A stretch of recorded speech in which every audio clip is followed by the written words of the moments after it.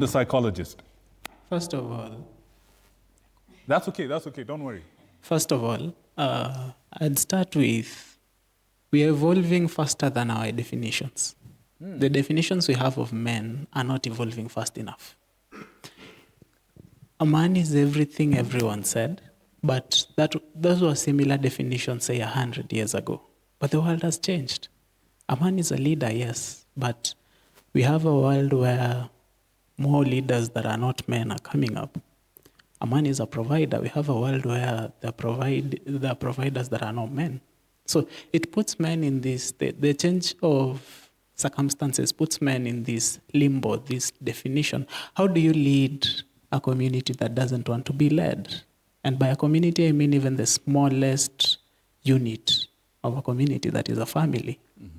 How do you provide? How do you be that man in a space where it developed alternatives? Because if you see, most of these definitions are evolutionary in nature, yeah?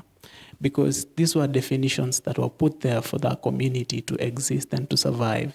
But now, since the community developed different ways of surviving, has something changed that necessitates a change in these definitions, first of all? Secondly, you find that a good number of these men have so many merchants that you don't know who to listen to. Most people are looking back at their cultures right now. And for the longest period of time, your culture was the determining factor of who you are as a human being, as a man, and the role you played in your community. But people are turning back from their cultures, yes? So you end up finding a lot of people listening to another group of a lot of people in the name of influencing and what have you. So what ends up happening is there ends up being a set of expectations, but we don't have the space for these expectations to be met. You want to listen to someone who grew up in a different environment, a different culture, different circumstances, but you want to apply their lessons to your life. And when it doesn't work out, what happens? That is another thing. Thirdly, again, expression. We live in a world where we expect men to be different, yet the same. We expect men to play the needs and roles they have of a man, but we also expect these men to become less in a way. We expect them to be more listening, be more understanding.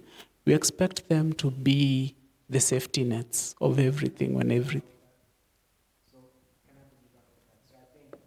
Yeah, by all means. Directly, would just be toxic masculinity. Is it? I think there's this generation specifically is struggling from that, because he's mentioned something very wise, because looking back at the past, there was no such thing as toxic masculinity.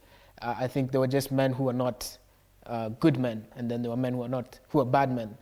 But now you have a man who may be, for example, not knowing how to deal with his emotions, and so he may avoid certain things. He'll be called a deadbeat.